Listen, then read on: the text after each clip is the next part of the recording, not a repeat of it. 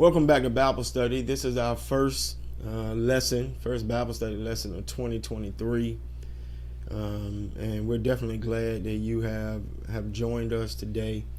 Today starts a new series in a new year, a series that I think hopefully will help everybody who participates. So I ask you to help us spread the word. We're live right now if you're watching at 12 or 6:30 on Wednesday. But any other time, you can spread the word some way, some shape, somehow on Facebook, YouTube, Twitter, and at 12 and 6:30 on Wednesday, we're on Dialpad. You're probably, over the course of this Bible study sharing, going to hear some noise. My office in the building is located right on the front side of the building, across the street from a project.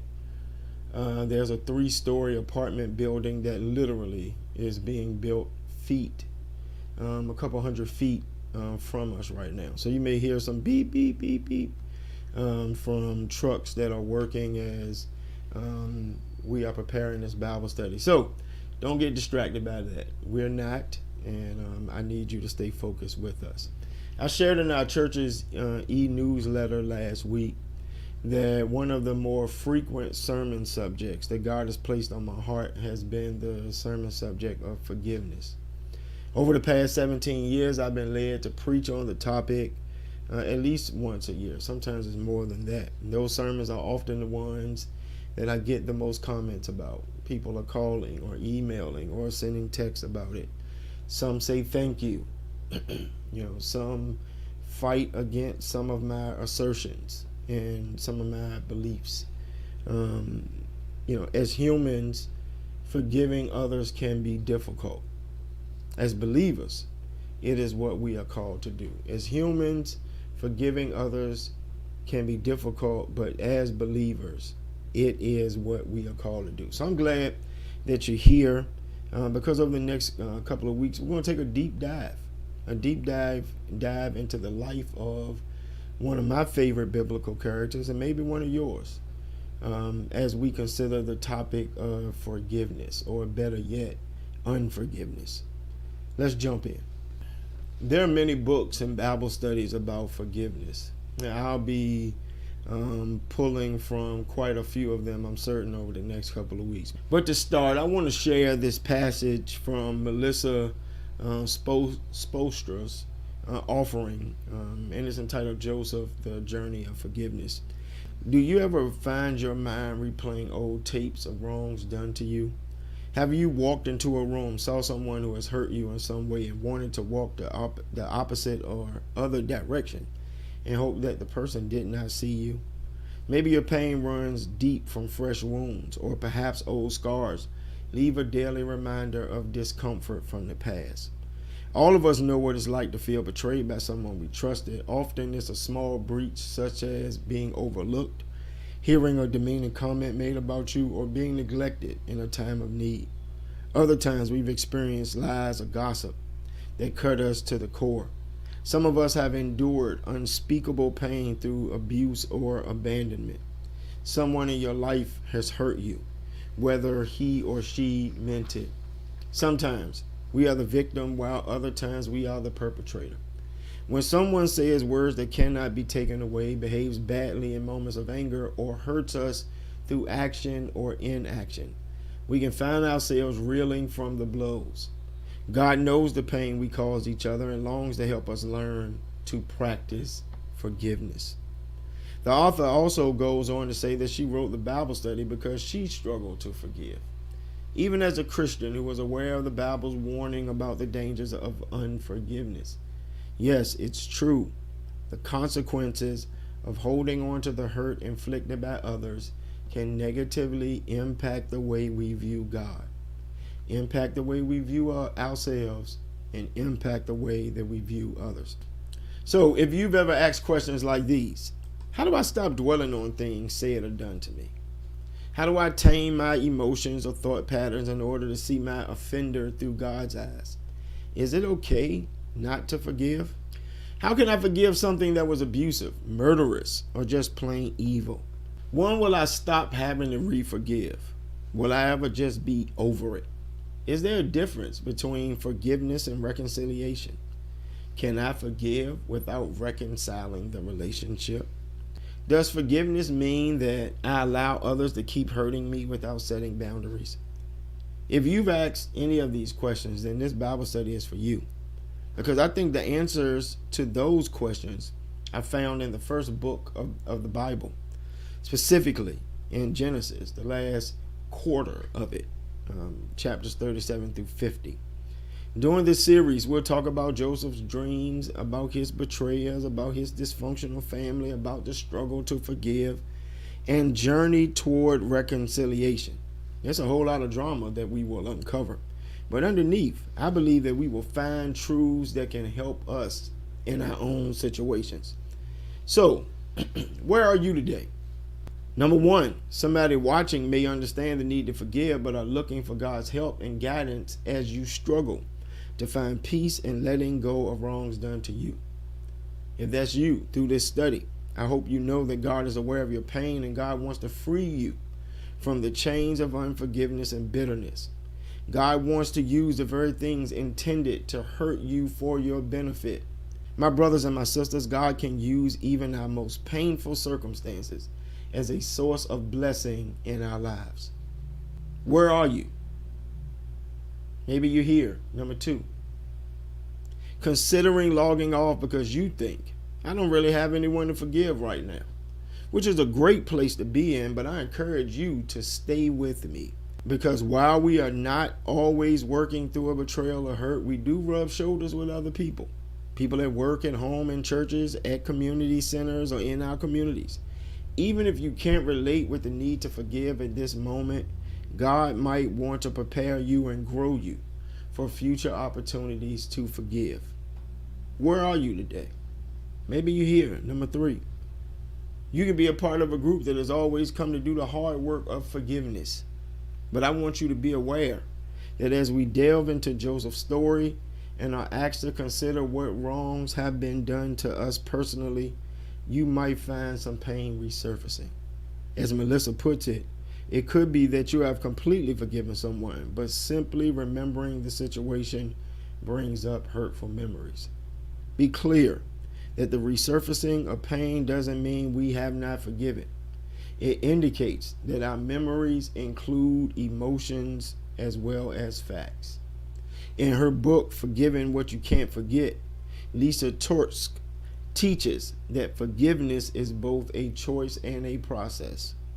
You can choose to forgive today, but that doesn't mean the feelings surrounding the situation go away. Wherever you fit, one thing is true. We cannot do this on our own. We all desperately need God's Spirit to help us along the journey to forgiveness. So I'm praying for you as we get real, as we get raw, and possibly reopen some painful memories. But I can assure you that the freedom and healing on the other side will be worth it. And in the end, your testimony will be like Joseph's posture toward those who hurt him, saying, "You intended to harm me, but God intended it for good." You know that very familiar text from Genesis 50, verse 20. It's been said that the true test of a Christian is how he or she lives at home. We don't have to look much farther than our own front door to find a place to practice forgiveness. Because while living in close proximity to others provides opportunities to express our love, it also gives us space to hurt one another. With pretenses down, we unveil our true selves in the comfort of our own spaces. Family members see what we have from others outside of our four walls. Still, families are made up of people committed to love us even when our flaws are exposed. Whether through birth or adoption or the covenant of marriage, family connections often involve our closest relationships. Husband and wife, parent and child, sister and brother, grandparent and grandchild. Think for a moment about the family member who you are closest to at this stage in life. Now imagine the pain if that person was disloyal to you or betrayed you in some way. Joseph's story of betrayal also begins at home. Today, I want to focus on a little bit of his backstory because, in order to understand the extent of his family drama, we need to look back at where all this began, starting with Joseph's family of origin. So, we're going back 10 chapters to Genesis 27. Listen to these verses from the New International Version, and it's going to be a lot of listening today, but trust me, this story is far from boring. When Isaac was old and his eyes were so weak that he could no longer see, he called for Esau, his older son, and said to him, "My son, here I am." He answered. Isaac said, "I am now an old man and don't know the day of my death. Now then, get your equipment, your quiver and bow, and go out to the open country to hunt some wild game for me. Prepare me the kind of tasty food I like, and bring it to me to eat, so that I may give you my blessing before I die." Now Rebekah was listening as Isaac spoke to his son Esau. When Esau left for the open country to hunt game and bring it back, Rebekah said to her son Jacob, "Look, I overheard your father say to your brother Esau, 'Bring me some game and prepare me some tasty food to eat, so that I may give you my blessing in the presence of the Lord before I die.' Now, my son, listen carefully and do what I tell you. Go out to the flock and bring me 2 choice young goats, so I can prepare some tasty food for your father, just the way he likes it. Then take it to your father to eat, so that he may give you his blessing before he dies." Jacob said to Rebekah, his mother, "But my brother Esau is a hairy man, while I have smooth skin. What if my father touches me? I would appear to be tricking him and would bring down a curse on myself rather than a blessing." Now, I know this is not the focus of our Bible study, but I'd be interested in what you think about Rebekah's actions. Her actions as a wife, her actions as a mother. She has come up with a plan to deceive her husband and steal from one of her own sons by using another one of her sons. And as terrible as this seems, Rebekah is not the only one who has torn her family apart because she has chosen favorites and taught her children to be deceptive. Jacob gave her an out. He questioned his mother's plot, and he feared that if it did not work, there would be negative consequences. At this point, his mom should have been like, "You know what? You're right, son. My bad. You'll get what God has for you the right way." But that was not her response. Listen to how she handled his concern. His mother said to him, "My son, let the curse fall on me. Just do what I say. Go and get them for me." So he went and got them and brought them to his mother, and she prepared some tasty food, just the way his father liked it. Then Rebekah took the best clothes of Esau, her older son, which she had in the house, and put them on her younger son Jacob. She also covered his hands and the smooth part of his neck with the goat skins. Then she handed to her son Jacob the tasty food and bread she had made. He went to his father and said, "My father." "Yes, my son." He answered. "Who is it?" Jacob said to his father, "I am Esau, your firstborn. I have done as you told me. Please sit up and eat some of my game, so that you may give me your blessing." Isaac asked his son, "How did you find it so quickly, my son?" "The Lord, your God, gave me success." he replied. Then Isaac said to Jacob, "Come near, so I can touch you, my son, to know whether you really are my son Esau or not." Jacob went close to his father Isaac, who touched him and said, "The voice is the voice of Jacob, but the hands are the hands of Esau." He did not recognize him, for his hands were hairy like those of his brother Esau. So he proceeded to bless him. "Are you really my son Esau?" "I am." He replied. Then he said, "My son, bring me some of your game to eat, so that I may give you my blessing." I'm going to keep playing the story, but at this point, Jacob was a grown man, and he could have come clean. It's one thing for his father, who is old and can't really see, to assume that it was Esau, but the father asked him straight up, "Are you really my son Esau?" Because he could hear the difference in his voice. So Jacob could have told his father the truth. He did not have to go through with his mother's plans. I just want you to hear me today. At a certain point, you as a grown adult will have to take responsibility for your own actions. You won't be able to blame your mama or your daddy, your boyfriend or your wife. When you know the difference between right and wrong and still choose to do wrong, there may be some consequences. Let's keep on going. Jacob brought it to him, and he ate.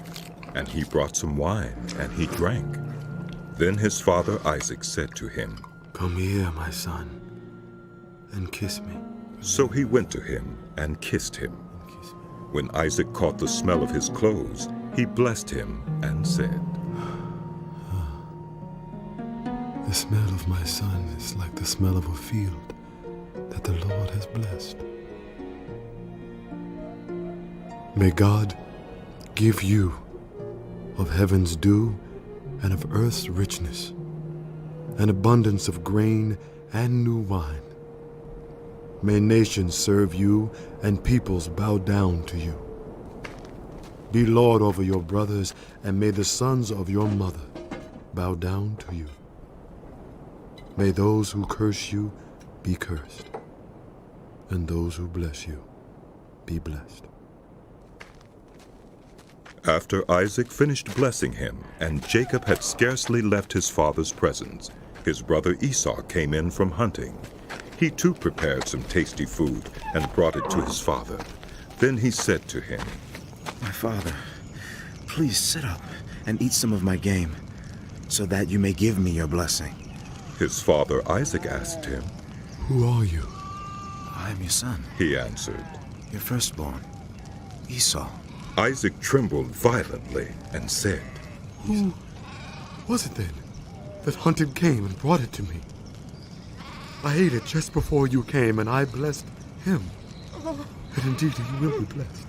When Esau heard his father's words, he burst out with a loud and bitter cry and said to his father, Bless me, me too, my father. But he said, Your brother came deceitfully and took your blessing. Esau said, Isn't he rightly named Jacob? This is the second time he has taken advantage of me. He took my birthright, and now he has taken my blessing. Then he asked. Haven't you reserved any blessing for me? Isaac answered Esau, I have made him lord over you, and have made all his relatives his servants. And I have sustained him with grain and new wine. No, Father, don't tell me. No. So what can I possibly do for you, my son? Esau said to his father, What, do you only have one blessing? Oh, my father, bless me too. My father.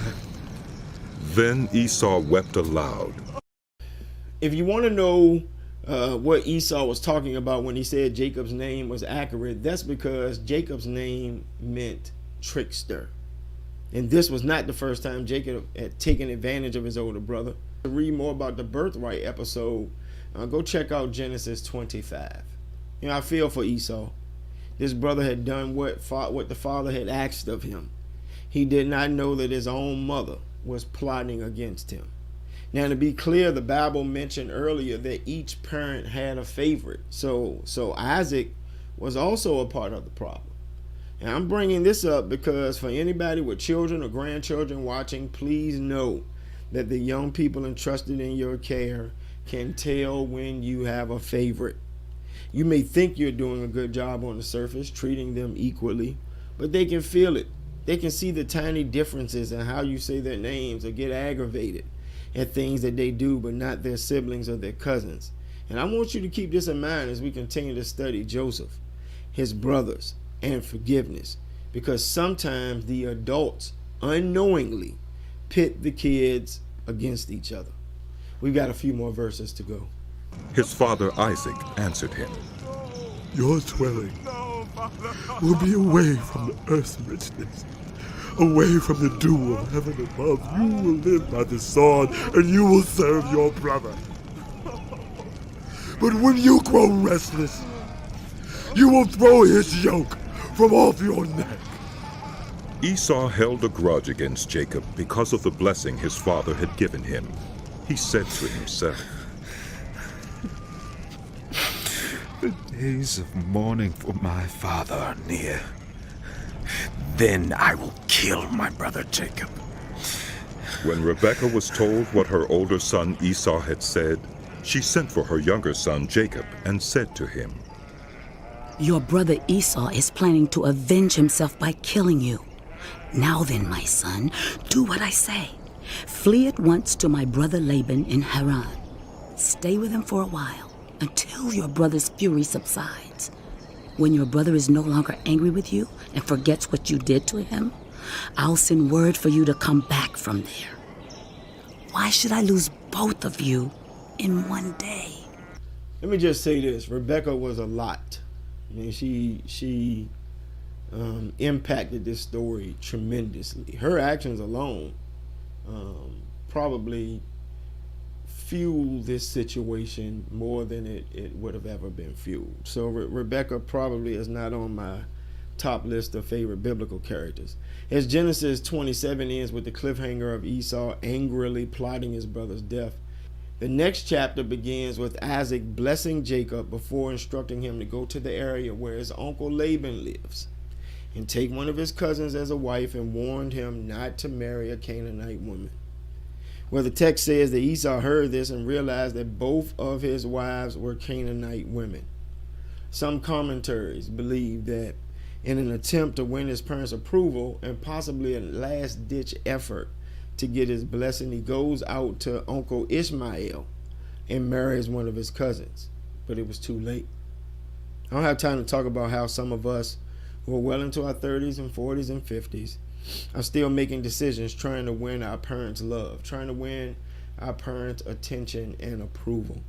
But at some point, we all need to really look at why we do what we do and how we become the people that we are.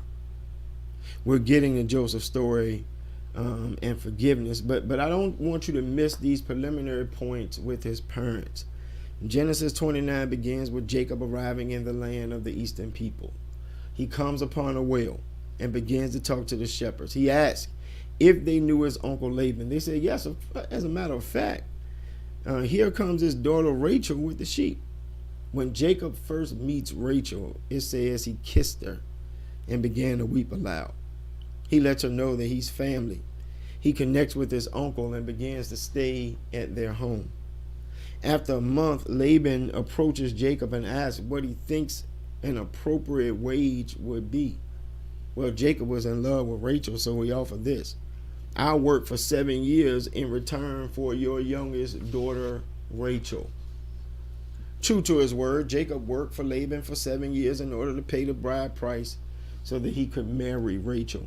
Genesis 29:20 says, Jacob served 7 years to get Rachel, but they seemed only a few days to him because of his love for her.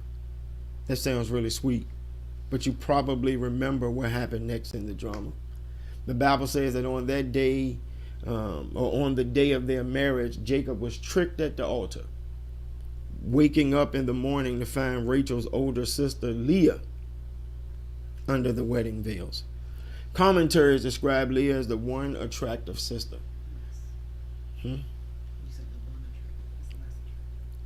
Commentaries describe Leah as the less attractive sister.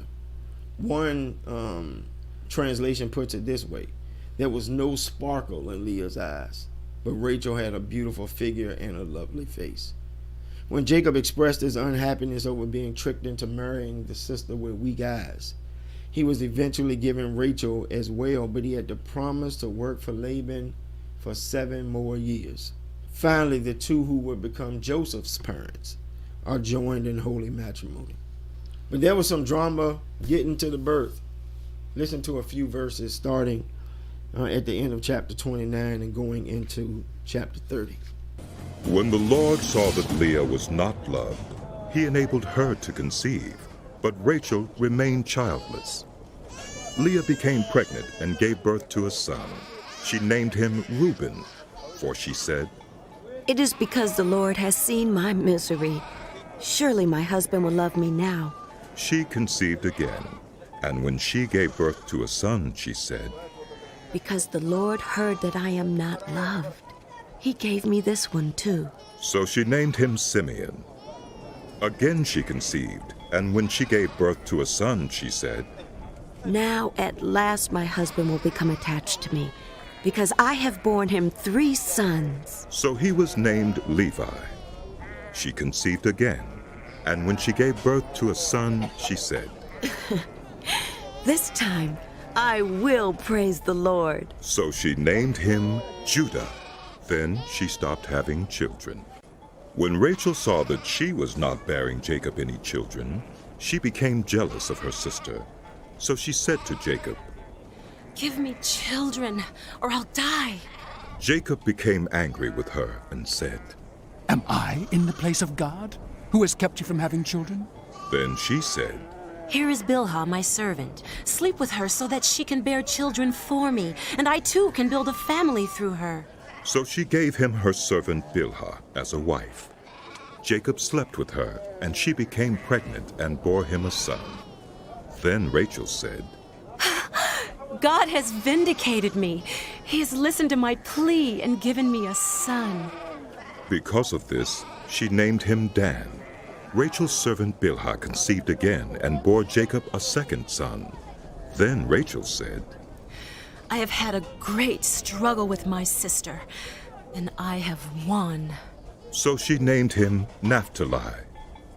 When Leah saw that she had stopped having children, she took her servant Zilpah and gave her to Jacob as a wife. Leah's servant Zilpah bore Jacob a son. Then Leah said, What good fortune. So she named him Gad. Leah's servant Zilpah bore Jacob a second son. Then Leah said, How happy I am. The women will call me happy. So she named him Asher. Are you still with me? Esau and Jacob had drama, but I think Rachel and Leah took sibling rivalry to a whole nother level. Leah literally had son after son, thinking that it would make her husband love her. It didn't. Rachel was so desperate for a child to call her own that she gave her husband a third wife with hopes to conceive. Bilhah bears 2 sons. Not to be outdone, hoping to have the last laugh, Leah gives Isaac her servant, giving him a 4th wife. It doesn't say anywhere that Isaac refused to engage with these servants, so Zilpah also had 2 sons. This may be hard for some of us to wrap our minds around in 2023, but the people who followed God during the times of the patriarch viewed children as gifts from God. More babies meant more blessings. Social status and greater security came to the woman who bore children, many children, because the children would provide for the mothers when they got older. With the dangers of infant death, illness, and war higher for this group of people, the more sons to take care of you, the better. Infertility brought grief, not only for a woman's unrealized maternal instincts, but also through the scorn of others who often equated the inability to have a baby with God's punishment. Are you starting to feel that your family's problems aren't so crazy after all? Well, listen, because this next part of the story is even wilder. During wheat harvest, Reuben went out into the fields and found some mandrake plants, which he brought to his mother Leah. Rachel said to Leah, Please, give me some of your son's mandrakes. but she said to her, Wasn't it enough that you took away my husband? Will you take my son's mandrakes too? Very well. Rachel said. He can sleep with you tonight, in return for your son's mandrakes. So when Jacob came in from the fields that evening, Leah went out to meet him. You must sleep with me. She said. I have hired you with my son's mandrakes. So he slept with her that night. If this doesn't sound like something from Lifetime or some crazy reality show, and just like Esau sold his birthright in hunger, Rachel is willing to trade her husband's body for a mandrake. I wonder what Jacob thought when Leah demanded that he sleep with her because she quote unquote hired him with mandrakes. I don't know how rare this plant was, but it does sound like he was sold for cheap. Let's keep on going. God listened to Leah, and she became pregnant and bore Jacob a fifth son. Then Leah said, God has rewarded me for giving my servant to my husband. so she named him Issachar. Leah conceived again and bore Jacob a sixth son. Then Leah said, God has presented me with a precious gift. This time my husband will treat me with honor, because I have borne him 6 sons. so she named him Zebulun. Sometime later she gave birth to a daughter and named her Dinah. Then God remembered Rachel. He listened to her and enabled her to conceive. She became pregnant and gave birth to a son and said, God has taken away my disgrace. She named him Joseph and said, May the Lord add to me another son. When Rachel finally gave birth to Joseph, he entered the world into a family feud between two sisters seeking status in different ways. Rachel, though favored by her husband, felt shame in her barrenness. Leah attempted to compensate for weak eyes and the lack of her husband's love with many sons. So by the middle of chapter 30, Rachel and Leah have gotten what they wanted. Jacob, who had been on the run from his brother, is now ready to go back home, but his uncle Laban pleads with him to stay. Eventually, the two men have a falling out. He decides it's time to leave. I encourage you to read the story for yourself because it is really interesting. In chapter 31, Jacob doesn't give Laban a warning. Rachel steals some things on her way out the door, and they head back to Isaac in the land of Canaan. Laban pursues them, and they have what is called by theologians a meeting at Mizpah. You are probably familiar with something Laban said to Jacob there. According to the King James Version, it says, May the Lord watch between me and thee when we are absent one from another. In chapter 32, Jacob wrestles with an angel of the Lord. In chapter 33, Jacob expects an icy reunion with his twin brother Esau. But the text says that Esau ran to meet Jacob and embraced him, and they both started crying. Chapter 34 details a horrific sexual assault on Jacob's only daughter, Dinah. Her brothers responded in anger, first circumcising, then killing every male in the city. Chapter 35 ends with Rachel dying in childbirth with her youngest son, Benjamin. Isaac, Jacob's daddy, is noted to have died at 180 years of age, and his sons Esau and Jacob buried him. Chapter 36 details Esau's family tree. And then, finally, we get to Joseph's story. Now, I know that was a lot, but I think it is important that we understand what happened before we meet Joseph as a 17-year-old in Genesis 37 and how that relates to forgiveness. So, I want you to join us next week as we learn more about this incredible family. So our question of the week, what most surprised or shocked you about Joseph's family history? What most surprised or shocked you about Joseph's family history? All right, that's it for the week, at least the teaching part of it. Come on over to Dial Pad for those of you who are watching at 12 or 6:30 so that you can answer that question of the week. What most surprised or shocked you about Joseph's family history? And then just to, talk, converse, maybe listen. I'll give you some announcements for the week, let you know what the Sick and Shut In announcements are. And we're at meetings.dialpad.com/SMZBC. Meetings.dialpad.com/SMZBC. Or just simply call 804-203-9011. Come on over and join us in the morning for prayer at 7 a.m. 804-203-9011. Friday, if you need some food between 12 and 1, we're here at the church, 14 West Duval Street. And then Sunday, we're here for the installation of officers. And we're in person and online, so you can join us either way. All right? God bless y'all. Looking to talk to y'all right now.